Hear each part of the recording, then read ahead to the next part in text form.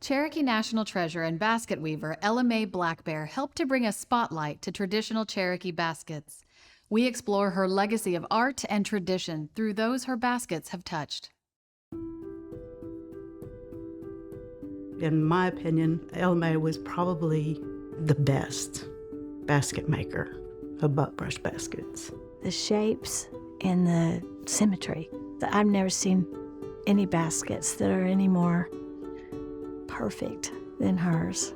They're very volumetric. They have these really wonderful shapes to them. In addition to being perfect and symmetrical, there's just something about it that's unique to her style that you can recognize they have an essence. The act of weaving is an act of defiance, which is ultimately an act of love for holding on to these traditions. And that's what we see when we look at Ella Mae's baskets. Bull Hollow is an area in northeastern Oklahoma near Kenwood, and there's a lot of small Cherokee communities around that area, and the Kenwood area was very well known for a lot of prolific basket makers. Ella Mae passed away in the early 90s, and I was never able to meet Ella Mae.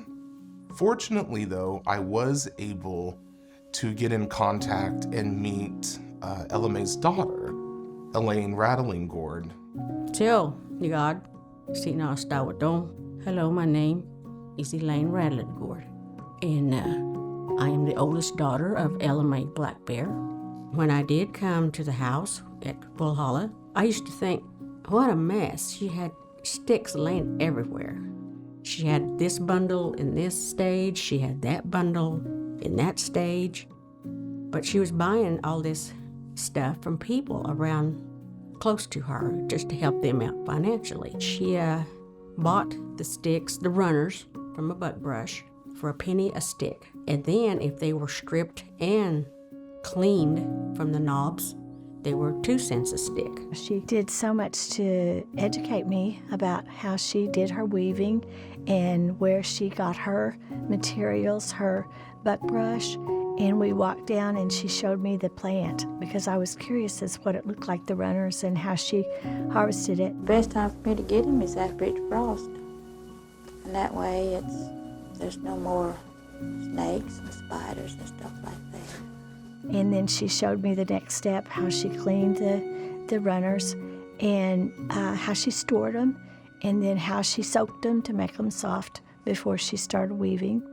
So I got to see her whole process.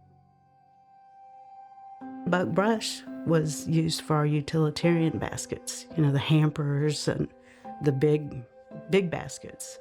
And I really admired her baby cradles.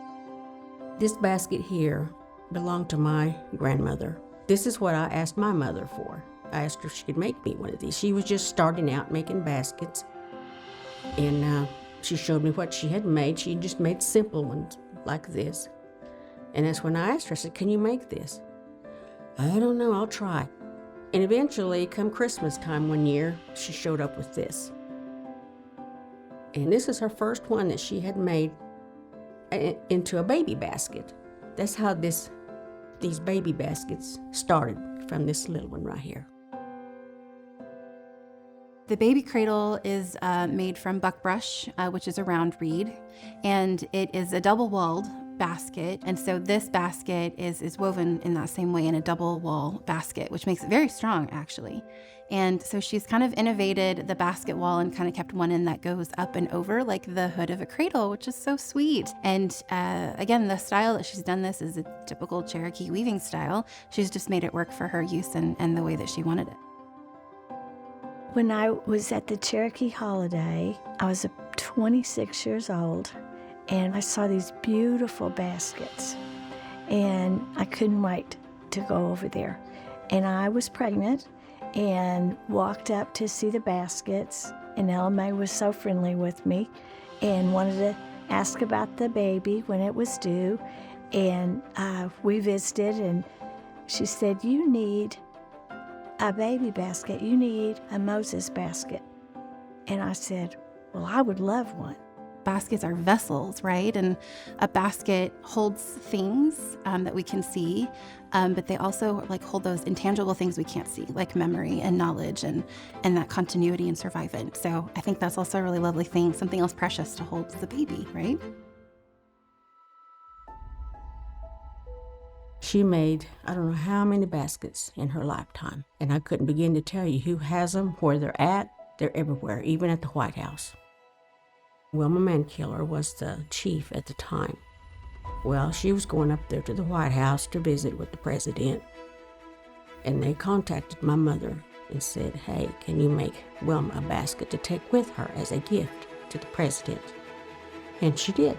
He just praised it, she said. You know, he thought that was really a gift. A basket's never just a basket, right? Like you weave in history from generations and generations of women who've already taught this knowledge and passed it on. Like their children would sit at their knees and watch their mothers and grandmothers do this. She made baskets to provide for her family. Cherokee women for hundreds of years had been making baskets for a lot of different things, and one of them were for economic purposes. I was always running it, strings on the same direction, over and over.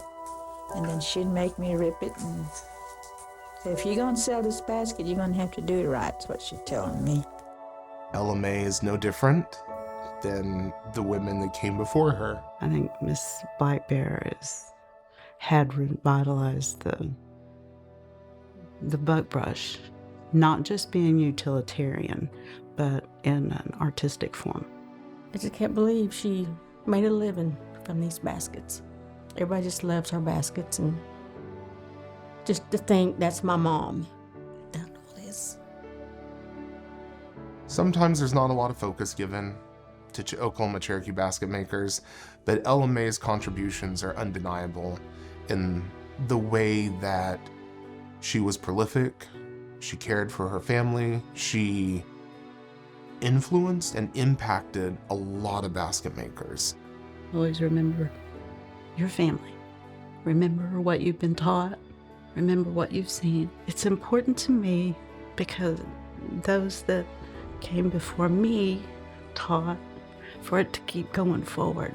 Let's just keep going forward. That's who we are. And be proud of you. I just didn't realize what a cultural thing it was, because like I said, she done it as an income. But she done wonders with her baskets. This would be like saying, Lord, I'm coming home.